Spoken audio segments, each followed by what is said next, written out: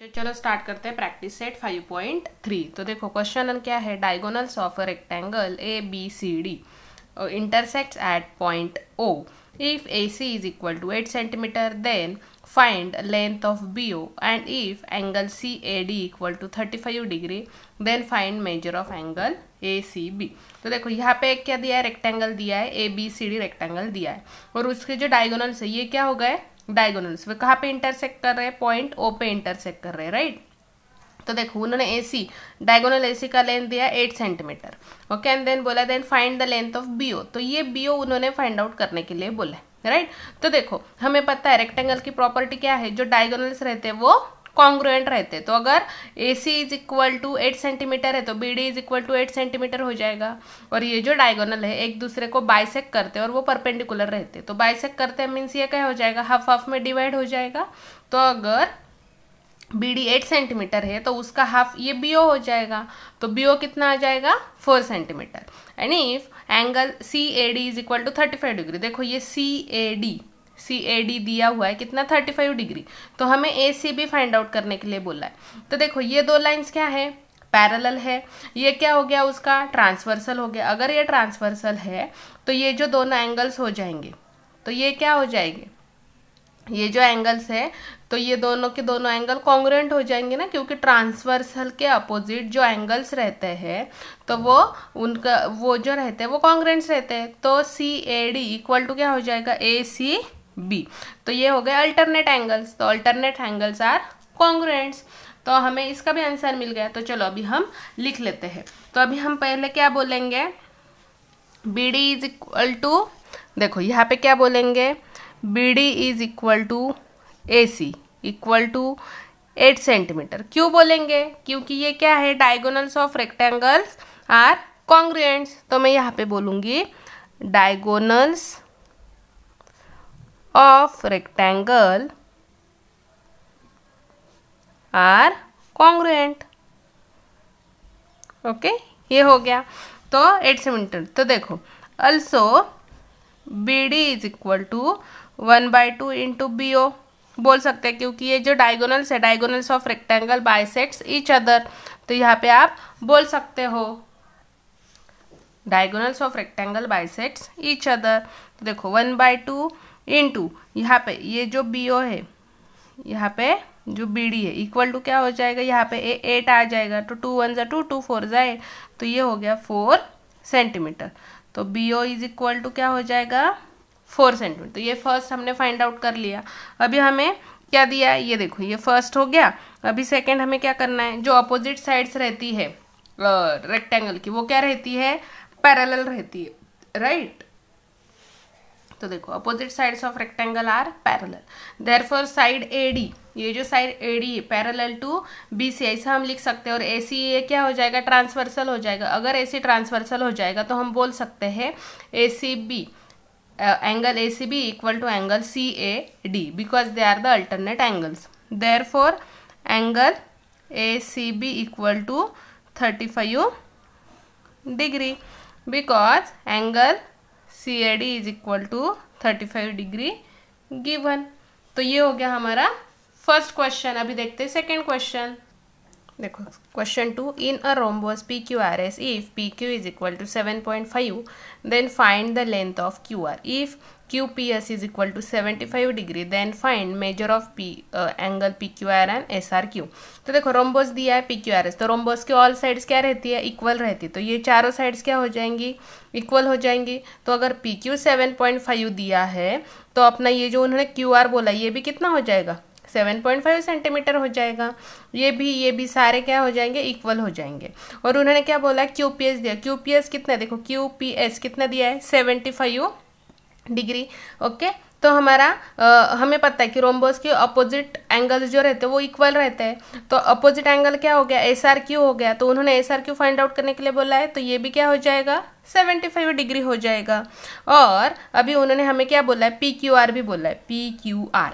और हमें पता है जो पैरेललोग्राम के या फिर रोम्बस के जो भी एंगल्स रहते हैं, एडजेसेंट एंगल्स, वो क्या रहते हैं, उनकी जो समेशन रहती है वो सप्लीमेंट्री रहते हैं। Adjacent angles are supplementary, that is summation of these two angles will become 180 degree, right. तो ये अगर 75 डिग्री है तो 180 में से 75 माइनस करेंगे तो हमें 105 ये दूसरा एंगल मिल जाएगा। तो हमें ये पी क्यू आर एंगल भी मिल जाएगा, राइट। पता चल गया तीनों आंसर। अभी हम 1 बाय 1 सॉल्व कर लेते हैं। तो देखो अभी हम पहले यहाँ पे क्या लिखेंगे, देखो Q R is equal to P Q, right. Q R is equal to P Q में लिख लेती, क्यों Q R is equal to P Q हो जाएगा, बिकॉज यहाँ पे क्या हो जाएगा, because sides of rhombus are congruent. So therefore Q R is equal to 7.5 centimetre. ये हमारा फर्स्ट आ गया। 5 यहाँ पे सेंटीमीटर नहीं दिया है तो यहाँ पे हम यूनिट बोल सकते हैं, 7.5 यूनिट्स। तो ये हो गया फर्स्ट।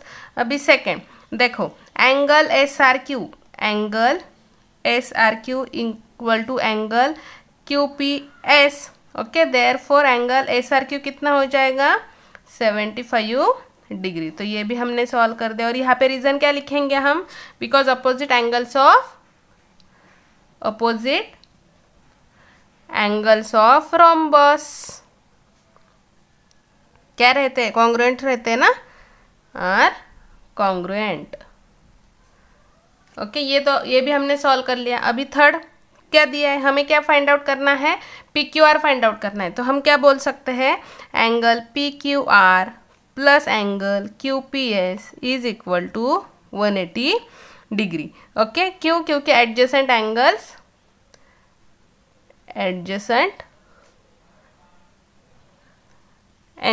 ओके क्या रहते हैं, adjacent angles are supplementary. Okay, ये मैंने लिख दिया, ये रीजन भी हो गया। तो देखो क्यू पी एस हमें पता है, so P Q R plus 75 degree is equal to 180 degree. Therefore angle P Q R equal to 180 degree minus 75 degree. तो कितना मिल जाएगा, 105 डिग्री। तो ये भी हो गया थर्ड आंसर, हमें मिल गया। अभी देखते हैं नेक्स्ट क्वेश्चन। चलो next question, diagonals of a square I J K L intersects at point M, find the measures of angle I M J, J I K and I J के। तो देखो ये आई जे के एल ये हो गया square, उसमें उन्होंने ये पॉइंट एम हो गया जो इंटरसेक्ट कर रहे हैं उनके डायगोनल्स, और find the measure of I M J. देखो I M J find out करने के लिए बोला है, then J I K and I J के। ओके, देखो आई जे के बोला है, आई जे के हो जाएगा। तो देखो इसमें क्या हो जाएगा, आई एम जे बोला, आई एम जे ये बोला हुआ है। तो स्क्वायर की प्रॉपर्टी क्या है, जो डायगोनल्स रहते हैं वो bisects each other, okay, and they are perpendicular to each other रहते हैं। अगर ये परपेंडिकुलर है तो यहाँ पे क्या हो जाएगा, 90 डिग्री का एंगल हो जाएगा। इसलिए हम बोल सकते हैं triangle I M J is equal to 90 degree, क्योंकि यहाँ पे क्या हो जाएगा, जो segment L J perpendicular to segment I J, because diagonals of square are perpendicular to each other, therefore angle I M J is equal to 90 degree. अभी second हम ये बोल सकते हैं कि ये जो आई जे के, देखो ये जी जे आई के, ये जे आई के हमें फाइंड आउट करना है।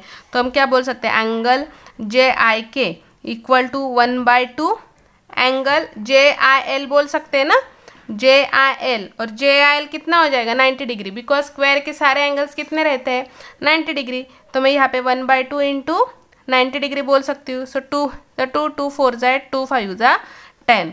तो therefore angle J I K is equal to 45 degree. तो ये भी हमने फाइंड आउट कर दिया। और यहाँ पे यहाँ पे हम लिख सकते हैं, ये जो डायगोनल्स रहते हैं स्क्वायर के डायगोनल्स, वो क्या करते हैं, अपोजिट एंगल्स को बाइसेक्ट करते हैं। दैट मीन्स हाफ पार्ट में डिवाइड करते हैं, इक्वल पार्ट में डिवाइड हो जाते हैं। तो देखो diagonals of square bisects opposite angles. तो देखो ये जो जे आई एल रह जाए वो 90 डिग्री हो जाएगा, क्योंकि वो स्क्वायर का एंगल है, और वो बाइसेक्ट करेगा तो वो कितना हो जाएगा, हाफ। तो हम यहाँ पे लिख सकते हैं angle J I K is equal to 1/2 angle J I L. तो जे आई एल कितना है 90 डिग्री है, ओके, स्क्वायर का एंगल, और 1/2 करेंगे तो ये कितना मिल जाएगा 45 डिग्री। अभी नेक्स्ट एंगल भी उन्होंने पूछा है हमें एल जे के। देखो एल जे, और यहाँ पे हमें आई जे के पूछा है। देखो ये आई जे के पूछा, आई जे के मीन्स क्या हो जाएगा, ये जो अपना ये जो है तो ये इसका हाफ हो जाएगा ना, और ये 90 डिग्री आ जाएगा। तो देखो एल जे के इक्वल टू, ये जो है एल जे के इक्वल टू हम बोल सकते हैं हाफ आई जे के। तो देखो नेक्स्ट एंगल उन्होंने पूछा है, एंगल एल जे के इक्वल टू 1/2 हाफ क्या हो जाएगा, आई जे के हो जाएगा, आई जे के। तो आई जे के भी कितना है 90 डिग्री, क्योंकि वो स्क्वायर का है, और ये जो डायगोनल है उसके कारण ये हाफ पार्ट में डिवाइड हो जाएगा। तो हम यहाँ पे ये हाफ पार्ट में यहाँ पे देखो ये हाफ पार्ट में डिवाइड हो जाएगा ना, ये जो है एल जे के ये क्या हो जाएगा, आई जे के का हाफ पार्ट हो जाएगा, क्योंकि ये डायगोनल के कारण ये अपोजिट पार्ट इक्वल पार्ट में डिवाइड हो जाएगा। तो 90 डिग्री करेंगे तो फिर से यहाँ पे आ जाएगा 45 degree, therefore angle L J के हो जाएगा 45 डिग्री। और यहाँ पे भी ये सेम ही रीजन आ जाएगा, diagonals of square bisects opposite angle, and angle I J K is equal to 90 degree. अभी हम देखते हैं next question. Question 4. Diagonals of a rhombus are 20 cm and 21 cm respectively. Then find the sides of rhombus and its perimeter. तो देखो यहाँ पे एक rhombus draw कर लिया, A B C D नाम दे दिया उसको, ओके, और वो पॉइंट O पे उसके डायगोनल्स बाइसेक्ट कर रहे हैं, ओके। तो बी डी की लेंथ क्या है 20 सेंटीमीटर, ए सी की लेंथ है 21 सेंटीमीटर। तो देखो यहाँ पे मैंने लिख लिया B O is equal to क्या हो जाएगा, हाफ ऑफ बी डी। तो बी डी बिकॉज जो डायगोनल्स रहते हैं रोम्बोस के वो बाइसेक्ट करते हैं ईच अदर। तो देखो 1/2 इंटू बी डी कितना है 20, सो 2 × 2 और 2 × 10 = 20 हो जाएगा। तो यहाँ पे आ जाएगा B O is equal to 10 centimetre. तो यहाँ पे मैंने 10 सेंटीमीटर लिख लिया, या फिर आप 20/2 ऐसा भी लिख सकते हो, ओके, 20/2 सेंटीमीटर। और नेक्स्ट जो है ना ये ए सी, तो मुझे ए ओ की लेंथ फाइंड आउट करनी है। तो A O is equal to 1/2 ए सी। तो मैं यहाँ पे क्या बोल सकती हूँ 1/2 इंटू 21, तो मैं यहाँ पे बोल दूंगी 21/2 सेंटीमीटर। तो A O is equal to 21/2 centimeter, ये मिल गया हमें, राइट। सो नेक्स्ट क्या है, हमें क्या फाइंड आउट करना है, जो साइड्स है वो रोम्बोस की साइड फाइंड आउट करनी है। तो उसके लिए हमें पता है जो डायगोनल्स रहते हैं रोम्बोस के वो परपेंडिकुलर टू ईच अदर रहते। तो देखो A C perpendicular to B D, ये मैंने लिख लिया।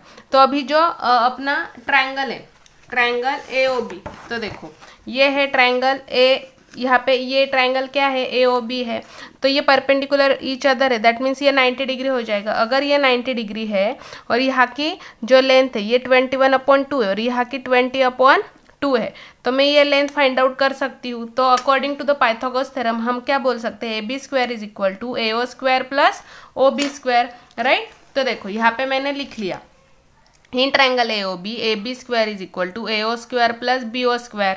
तो AB² इज इक्वल टू क्या हो जाएगा 21/2² प्लस 20/2²। सो 21 का स्क्वायर होता है 4, 41/2 का स्क्वायर होता है 4, प्लस 20 का स्क्वायर होता है 400/2 का स्क्वायर होता है 4।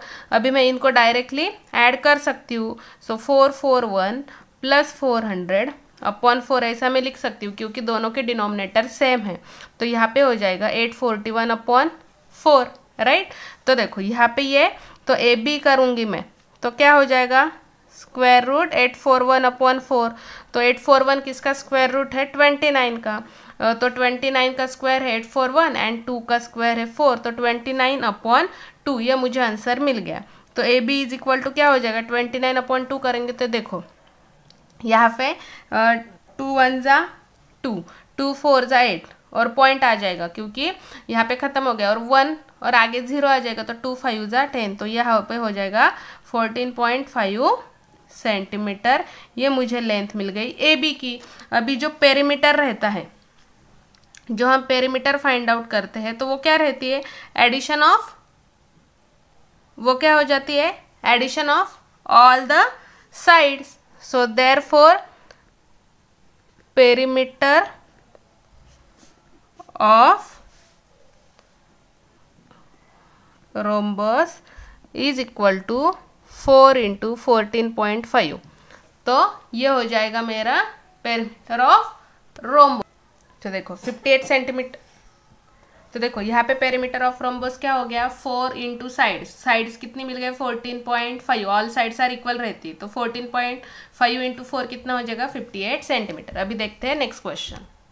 देखो नेक्स्ट क्वेश्चन क्या है, state with reasons whether the following statements are true और फॉल्स। तो यहाँ पे कुछ 5 क्वेश्चन दिए, तो पहला मैंने लिख लिया every parallelogram is a rhombus. तो देखो पैरेललोग्राम कैसे रहता है, ये हो गया पैरेललोग्राम, राइट। और रोम्बस का हमें पता है all sides are equal, but parallelogram में वैसे होता है क्या, नहीं। रोम्बस कब हम रोम्बस बोलते हैं, जब उसके ऑल साइड्स आर इक्वल रहते हैं। पर एवरी पैरेललोग्राम में ये पॉसिबल है क्या, कभी कभी ये भी हो सकता है ना कि ये साइड इक्वल रहेगी, ये और ये इक्वल रहेगी, तो एवरी टाइम ऐसा रहेगा कि चारों की चारों साइड इक्वल आएगी, नहीं, ये पॉसिबल नहीं है। तो देखो हम लिख सकते हैं कि it is a false because all sides of rhombus are equal and which is not true for all parallelogram. क्योंकि रोम्बस की साइड्स तो इक्वल रहती, पर पैरेललोग्राम में ऐसा हो सकता है क्या, नहीं हो सकता, इसलिए हम बोल सकते हैं it is a false. Next देखो यहाँ पे जो एवरी रोम्बस इज रेक्टेंगल है वो फॉल्स हो जाएगा, क्योंकि इसके जो रेक्टेंगल के सारे एंगल्स क्या रहते हैं 90 डिग्री, बट वो रोम्बस के केस में नहीं है, इसलिए therefore all angles of rectangle are 90 degree which is not true for all rhombus. Next every rectangle is parallelogram. तो देखो रेक्टेंगल की जो अपोजिट साइड्स रहती है वो पैरेलल रहती है, देखो ये पैरेलल भी इक्वल भी है, सेम पैरेललोग्राम के केस में रहता है, जो अपोजिट साइड्स रहती वो क्या रहती, इक्वल भी रहती है और पैरेलल भी रहती है। Therefore it is true because opposite sides of all the rectangles are parallel which is true for all the parallelogram, therefore it is true. Next है एवरी स्क्वायर इज रेक्टेंगल। तो देखो स्क्वायर के चारों angle रहते वो 90 degree रहते हैं और रेक्टेंगल के भी चारों एंगल 90 डिग्री रहते हैं, therefore it is true. So as all angles of square are 90 degree which is true for all the rectangles. Next है every square is rhombus. Every square is rhombus. देखो square के भी चारों sides क्या रहती है, इक्वल रहती है, और रोम्बस के भी चारों साइड इक्वल रहती है, so it is true because all sides of square are equal which is true for all the rhombuses. Okay. Next है एवरी पैरेललोग्राम इज रेक्टेंगल। देखो ये हो गया पैरेललोग्राम, ओके, और ये हो गया रेक्टेंगल। रेक्टेंगल के चारों एंगल 90 डिग्री रहते हैं, बट वो रोम्बस के केस में होगा कि ट्रू नहीं होगा, क्योंकि रोम्बस में क्या होता है एंगल्स 90 डिग्री रहेगा, ये कोई मैटर नहीं करता, therefore it is false as all the angles of rectangle are equal which is not true for all the parallelogram. क्योंकि ये सारा एंगल्स इक्वल है, 90 डिग्री है, वो रेक्टेंगल वो पैरेललोग्राम के केस में नहीं है, तो इसलिए ये फॉल्स हो गया। तो यहाँ पे हमने अपना प्रैक्टिस सेट 5.3 कंप्लीट कर दिया है। थँक यू विद्यार्थी मित्रांनो, बेस्ट ऑफ लक क्लासेस चॅनलवर 5वी ते 10वी सर्व विषयांचे स्वाध्याय अपलोड करत आहोत। चॅनलला सबस्क्राईब करा आणि सोप्या भाषेतले स्वाध्याय अभ्यासा।